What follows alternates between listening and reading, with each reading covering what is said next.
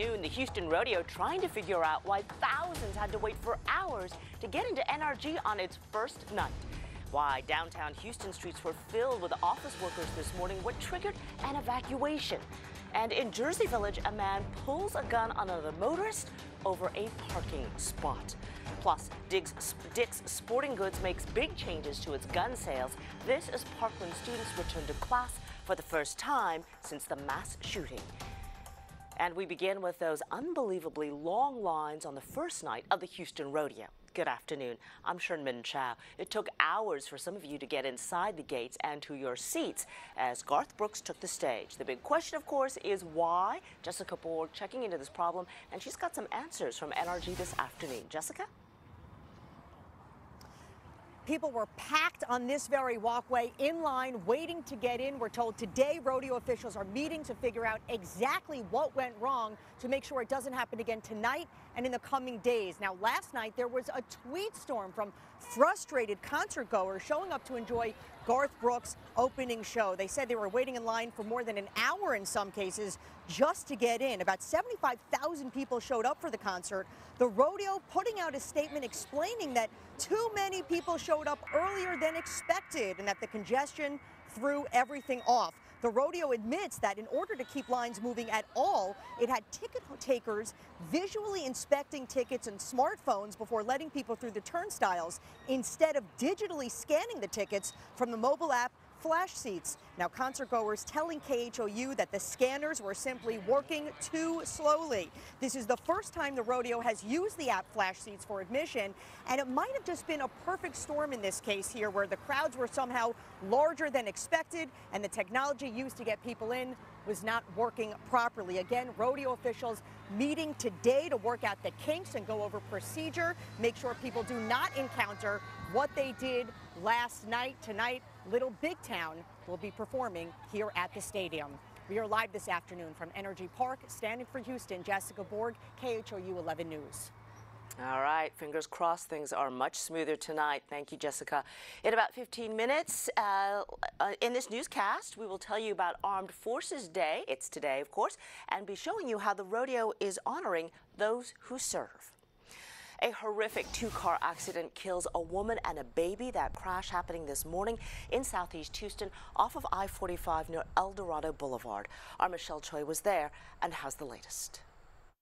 Traffic's flowing again down this feeder road, but it was a much more somber scene earlier as police began piecing together what exactly led to such a tragic accident.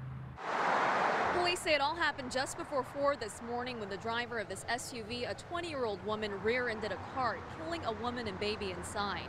Sadly, both died on scene with the infant still in the car seat. For hours, police shut down a section of the southbound feeder as they investigated the deadly crash.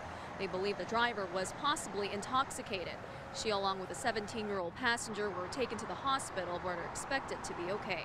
Right now, police aren't sure if the woman and baby are related. As for the driver who allegedly caused this accident, no word yet if she'll be facing any charges. In southeast Houston, Michelle Choi, KHOU 11 News. A Houston police chase comes to a dramatic end. A car consumed in flames there after it hit a bridge wall, went airborne, and landed in the bayou. All this started when the driver refused to pull over police. The chase ended in northeast Houston on Parker Road over Hall's Bayou. This happened about 11:30 last night when an officer tried to pull the driver over for speeding and swerving. Investigators say that driver ran red lights and stop signs, and after the crash, the gas tank exploded. We're sad of the event, but so is his family and friends have now lost someone because of a needless accident because someone refusing to stop. Come over here. Family members tell us the driver was on the phone with his girlfriend at the time of the wreck, telling her that he, quote, does not stop for police. Overnight, a naked man wielding a knife tried to sexually assault a woman. That suspect taken down by an HPD canine officer. It happened just before midnight at an apartment complex along Royal and Griggs in southeast Houston. Police say the suspect refused to leave an apartment, then did not follow orders, and that is when a canine officer went to work. The man was arrested, taken to the hospital. He had a minor arm injury. And have you seen this man? Local authorities say 38-year-old Ronson Mugi pointed a gun at another motorist and threatened to shoot him. over a parking space. This happened near Jersey Village on February the 16th. If you can help, call Crime Stoppers. The nation's largest sporting goods retailer will no longer sell assault-style weapons as of today. Dick's also announced no more high-capacity magazines and no sales of guns to people under 21. The 19-year-old accused Parkland shooter did buy a shotgun at Dick's stores, though did not use it at the Florida school shooting. The company called that a catalyst for action. And an emotional morning for Stoneham Douglas students as they returned to class for the first time since 17 of their classmates were killed. It was a somber return. 400 law enforcement officers were on hand for security. Among the parents, a father who lost his 14-year-old daughter and then walked his surviving son to school today. These are shortened class days right now. It's going to be different. We're going to have different things going on. I'm not just walking into school to do math. Sources say former student Nicholas Cruz fired 16 rounds into a hurricane-proof window, trying to hit people on the ground below, but the glass did not break. His weapon then apparently jammed while he reloaded, causing Cruz to flee. And breaking news out of Georgia right now, where police are responding to shots fired at a high school. Authorities say no children were hurt. This appears to involve a teacher who had barricaded him or herself into a classroom. That teacher is now in custody. This happened in Dalton, Georgia, about 90 miles north of Atlanta. President Trump and the First Lady arriving inside the Capitol Rotunda for a memorial service for the Reverend Billy Graham, this about an hour ago. Lawmakers are also bidding their farewells to America's pastor. Graham will lie in the Capitol Rotunda today. That is a rare tribute. He died last week at 99 years old. He administered to presidents of both parties and preached to millions over 7 decades. All right, time now to take a live look outside of downtown Houston this afternoon. Maybe it's a little bit windy. Looks like that sky cam is bumping around a little bit.